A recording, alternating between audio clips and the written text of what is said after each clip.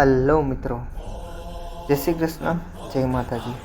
સ્વાગત છે આજનું તમારા નવા બ્લોગમાં.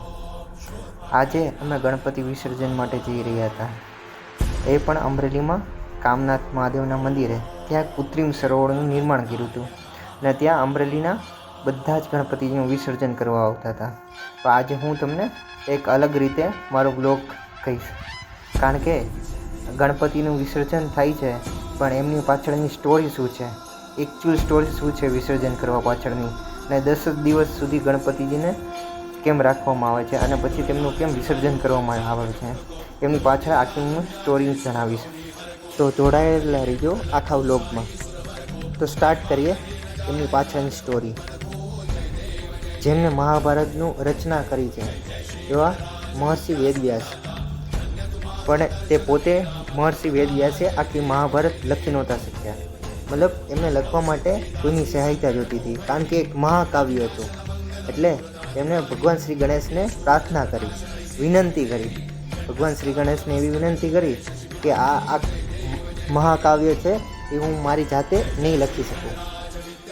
એટલે એમને ભગવાનને વિનંતી કરી, કારણ કે ભગવાન એક વિદ્યાવાન હતા અને બુદ્ધિશાળી હતા. ગણેશજીની તો તમને ખબર જ હશે, બહુ બુદ્ધિશાળી હતા. પણ ભગવાને ગણેશજીએ એક શરત રાખી કે હું તમારું મહાકાવ્ય લખીશ તો ખરા, પણ એક સમય માટે પણ હું લખવાનું બંધ નહીં કરીશ, એક ક્ષણ માટે પણ મને અટકાવવાનું નહીં, હું સતત લખ્યા કરીશ. મહર્ષિ વેદવ્યાસે કહ્યું કંઈ વાંધો નહીં, અને બંનેની સહમતિથી મહાભારત લખવાનું સ્ટાર્ટ કર્યું. લખવાનું સ્ટાર્ટ કરતા દિવસ અને રાત લખતા જ રહ્યા ગણપતિજી, અને મહર્ષિ વેદવ્યાસ બોલતા ગયા અને ગણપતિજી લખતા ગયા. આ આખું કાર્ય 10 દિવસ સુધી કન્ટિન્યુઅસ થયું. એટલે ગણેશજીને આ દરમિયાન ના તો આરામ થયો, ના તો પાણી પીધું. એટલે એના કારણે ભગવાનના શરીરના તાપમાનમાં વધારો થયો. એટલા માટે મહર્ષિ વેદવ્યાસજીએ તેમના શરીર પર માટીનો લેપ લગાડી દીધો.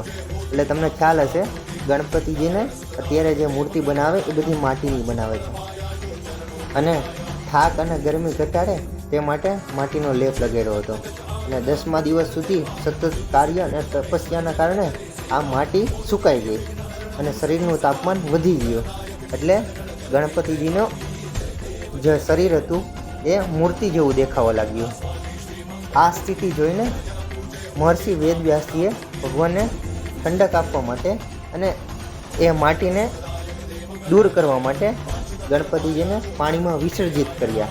એટલે તેથી તેમનું શરીર શાંત થયું અને તેમને ભગવાનને આરામ મળ્યો. એકચ્યુઅલમાં આ સ્ટોરી હતી ભગવાન શ્રી ગણેશની સ્થાપના કરવા માટે અને વિસર્જન કરવા માટે. આ એકચ્યુઅલ 10 દિવસનો કાર્યક્રમ હોય છે. આજના સમયમાં આપણે ભગવાન શ્રી ગણેશજીની સ્થાપના ઘરે, પંડાલ અને મંદિરોમાં કરીએ છીએ.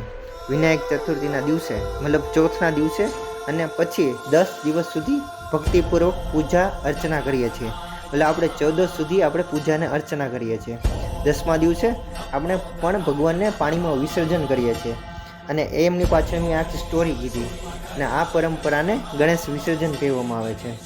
એટલે આપને આની પરથી શું શીખવા મળે છે કે દ્રઢ સંકલ્પ, વિદાયનો અર્થ અને પ્રકૃતિ સાથે સહઅસ્તિત્વ. મતલબ દ્રઢ સંકલ્પ એટલે ભગવાન ગણેશજીએ તપ કરીને 10 દિવસમાં મહાભારત જેવા ગ્રંથનું લેખન કર્યું, એક પણ કોઈ આરામ કર્યા વગર.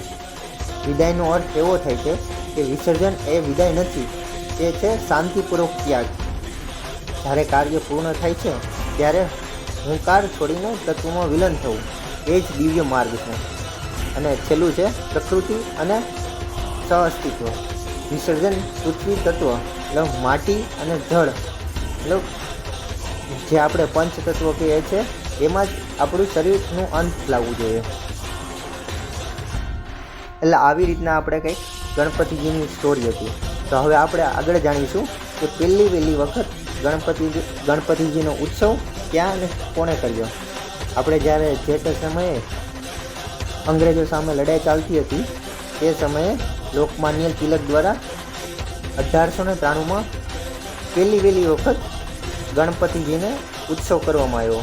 મતલબ પહેલાં બધા ગણપતિજીનો ઉત્સવ કરતા પોતપોતાની પર્સનલ રીતે કરતા, પ્રાઇવેટલી રીતે ઘરે બધા રાખીને ગણપતિજીનો ઉત્સવ કરતા. પણ લોકમાન્ય તિલકે 1893માં પહેલી વખત જાહેરમાં ગણપતિજીનો ઉત્સવ મહારાષ્ટ્રમાં કર્યો. હવે તમે મિત્રો જોઈ શકો છો ગણપતિજીનું વિસર્જન થઈ રહ્યું છે.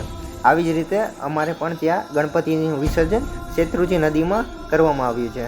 બધા લોકો ગણપતિજીનું વિસર્જન અલગ અલગ જગ્યાએ જઈને કરતા હતા, એ પણ પાણીમાં. પાણી એટલે પંચતત્વ. એવી જ રીતે આપણા શરીરનો હિન્દુ લોકો અગ્નિ દાન દે છે, એટલે અગ્નિ એક પંચતત્વ છે, એમનું રાખ બને છે, બરાબર. મુસ્લિમ લોકો જમીનમાં દાટે છે, એટલે જે પણ થાય છે સાધુ લોકો જળ સમાધિ લે છે. મતલબ અલગ અલગ લોકો અલગ અલગ રીતે અંત પામે છે, એનો શરીરનો ત્યાગ કરે છે, ત્યારે તેમને પંચતત્વમાં સમાવી લે છે. એન્ડ લાસ્ટમાં અમે પણ સ્નાન કરી લીધું. તો કોમેન્ટમાં મિત્રો જરૂર કહેજો કેવી લાગી સ્ટોરી, અને મળીશું નવા બ્લોગમાં.